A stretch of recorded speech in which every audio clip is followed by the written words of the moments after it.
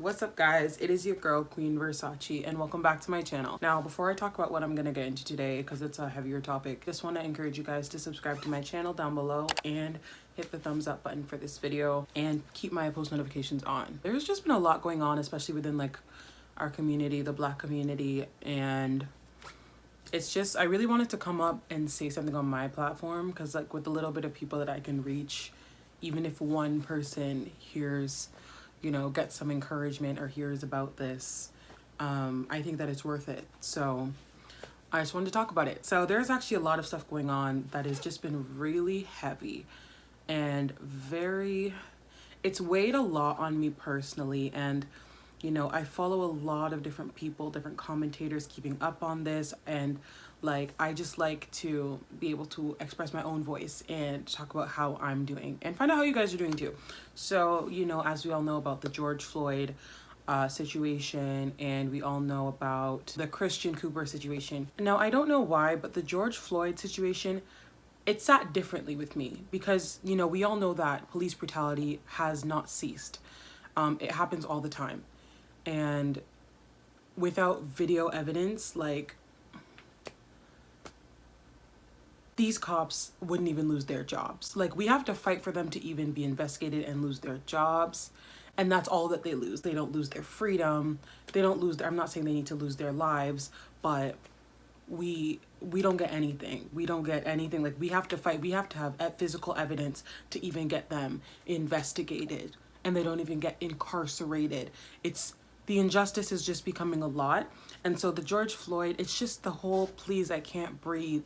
And just seeing him with the cop kneeling on his neck. I don't know how much more inhumane an arrest could be over a $20 fraudulent check. And there are people, the cops just standing there, just watching. Like, nobody does anything. And obviously, even if there are Black onlookers who are witnessing this, they could very well be putting themselves in danger stepping in just because of the color of their skin. Like, people don't understand that the color of your skin, if you are Black, you are seen as dirty, you are seen as a threat, you are seen as a danger, and it doesn't matter what you do. You can be like Ahmad, just be jogging, and people who have their right to bear arms, just seeing you, they don't like that you're running. And they can just tell you to stop running, and if you don't listen to them, boom, you're dead. That's the last breath you breathe. And it's like, the dehumanization has just been so heavy recently. It's a lot. Like, it's a lot. I've definitely covered, you know, I'm a Black Lives Matter advocate. I'm not an activist, but I like to think of myself as an advocate. And I've covered this a lot on my channel before. You know, I talked about the Alton Sterling incident a few years back, and I know I've done some Black History Month videos, but like, I wanted to specifically focus on Christian Cooper in the park. So Christian Cooper, if you guys don't know, he's a Harvard graduate. He was in Central Park just bird watching, minding his own business. I'm gonna leave out some details because I'm not like reading fact for fact. I'm just giving a general synopsis. You can Google it. Google is free. So he was just in the park and he saw a woman who was holding the dog by the collar with no leash. And in that specific part of Central Park, you have to have your dog on a leash for safety reasons. Obviously, people go to the park for different reasons. Just to keep everybody safe, the regulations are put in place for a reason. And people are calling this woman a Karen. I'll get to that later, but this is not a Karen.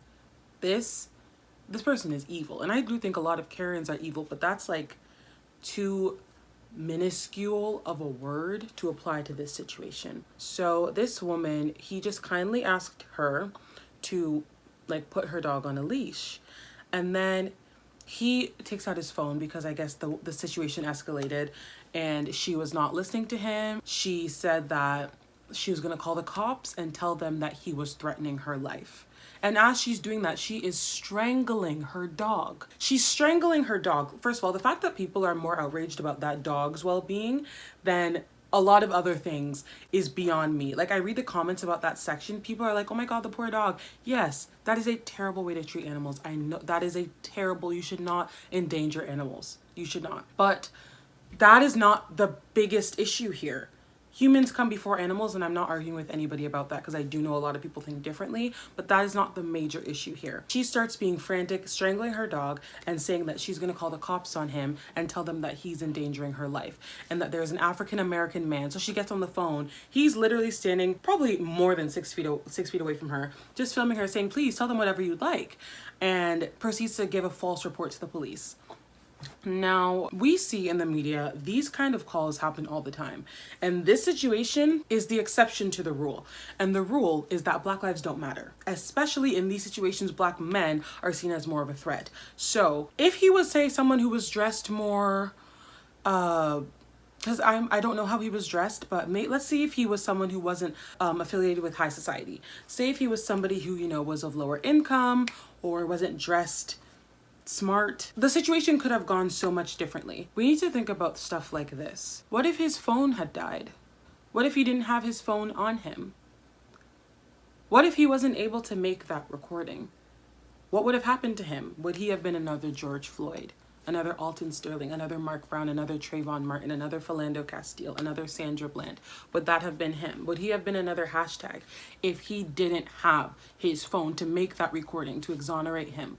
Because we all know that that white woman knew that she was not in the right. We all know that woman knew what she was doing. These white women, these white people, I'm talking specifically about white women, they weaponize the police. There doesn't have to be anything wrong. There doesn't need to be anybody at fault. They just, if they see a person of color or somebody that they don't like, we see it consistently with minorities. We see it with Arab people. We see it with Asian people, especially during this pandemic. We see it with Black people in particular. And this is about Black people. They weaponize the police because they know that they're white in America and these people that they just don't like are Black in America. And to put them in their place, they want to put their lives and well-being at risk. And now we know that this situation could have gone another way. This man could have ended up in jail. This man could have ended up dead if he just didn't have, what if he had no storage in his phone? What if his phone had died on him? We thank God that it didn't. And it's like the fact that people like this can just be, I know that she's put on administrative leave from her job, but why is that it? This woman needs to lose her freedom. This woman needs to be locked up. How many people has she done this to? How many people is she, because birds of a feather flock together. I'm sure she has many friends who act like this as well. And I'm not even reaching. That's just the truth. This happens all the time. And we have to fight for even something. We need to fight for them to be held accountable. We need to fight for white people to be held accountable. And yet Black people who are innocent end up dead. Black people who are innocent end up on the streets, end up being another hashtag. And there has to be more outrage.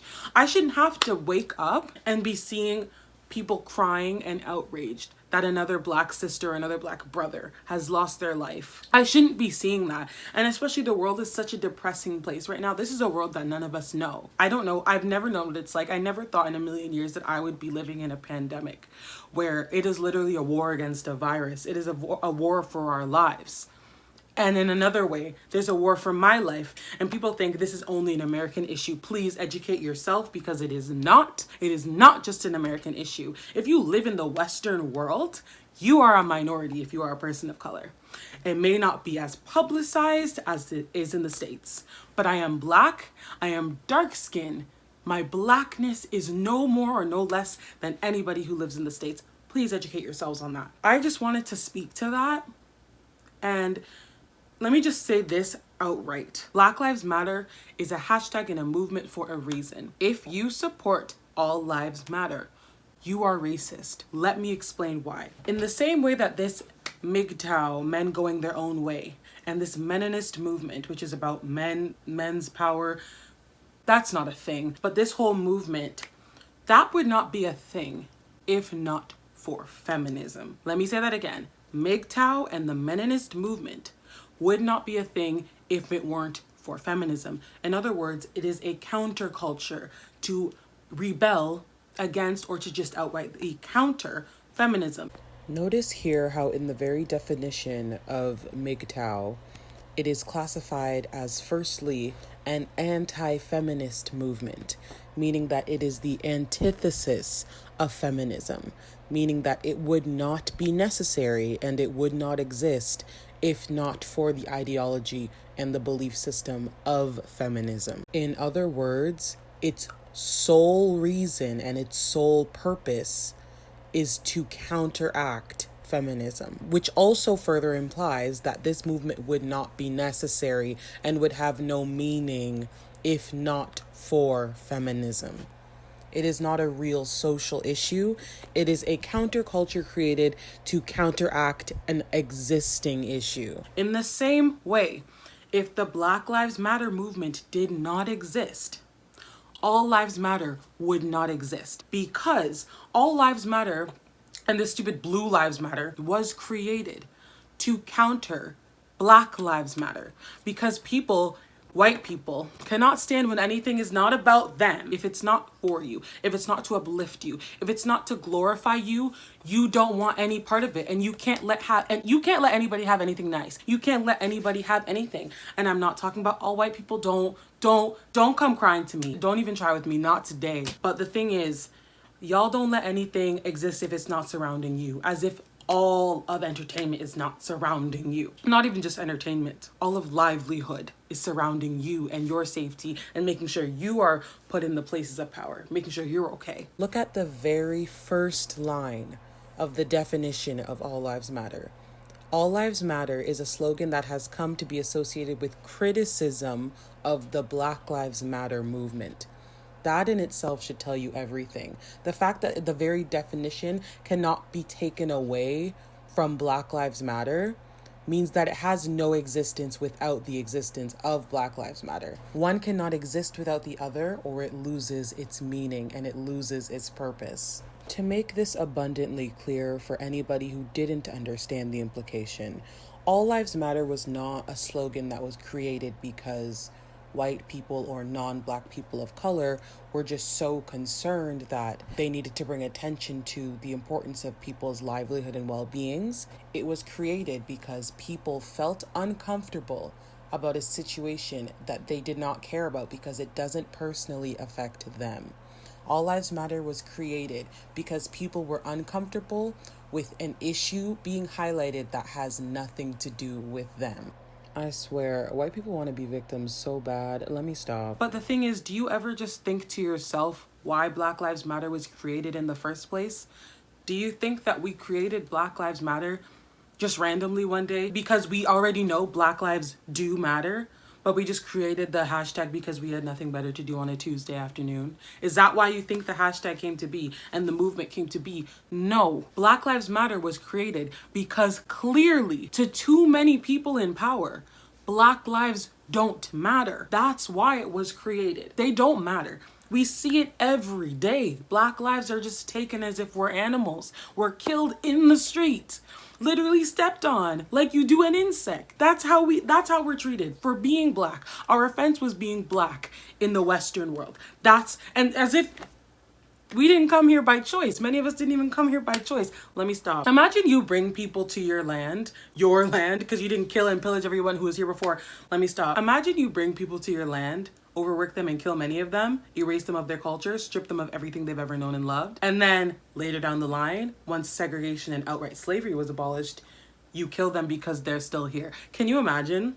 I can't. Black Lives Matter was created for that purpose. Now, All Lives Matter doesn't make sense because if Black lives don't matter, then all lives don't matter. Simple. It's very simple. It's just logic. It's just simple logic. You just take the time to process it. Since you are claiming all lives matter, not just Black lives, no. All lives do not matter if one specific group of lives do not matter. So that your logic is literally null and void. We don't need it. We don't need that hashtag. It is just to take the attention away from the problem. So again, I will say it. You can fight someone else about it. If you support all lives matter, you are racist. I will say it to your face. You are racist. That is all I have to say. And I needed to get my feelings out about this because this needs to stop happening. This needs to stop happening. It's very interesting how so many people I know are fighting to use racial slurs like the N-word just because I know Arab people who want to fight to use it. Anybody who's not Black, you don't have a say. Your opinion on the word doesn't matter. Doesn't matter at all. Not even a little bit. But I see Arab people fighting to use it, white people fighting to use it because of who they grew up with, Hispanic people fighting to use it, Latinx people, Asian people, doesn't matter. Why? And yet when it comes to racial issues and issues within the Black community that you so desperately want to be a part of in the worst possible way, You're silent. I don't see any of you speaking out about these issues. I personally, I haven't seen any that I personally know. I haven't. It's so crazy how you guys value blackness so much and also don't at the same time. I really do hope that Kini, Amy, Karen's, Pam, whatever her name is, that was terrorizing Christian Cooper, ends up incarcerated for a very long time so she can't endanger anybody else's well-being and livelihood. But anyways, guys, please let me know what you guys think down below. If it is constructive, if it is not, you're gonna be blocked. So don't waste your time. I really hope that all of my Black brothers and sisters are getting through this time. We are together for this. We are in this together. You are not alone. And I know it's difficult. We need to keep our heads held high. You're not alone. And okay, I love you guys. And Queen Versachi is out. Bye.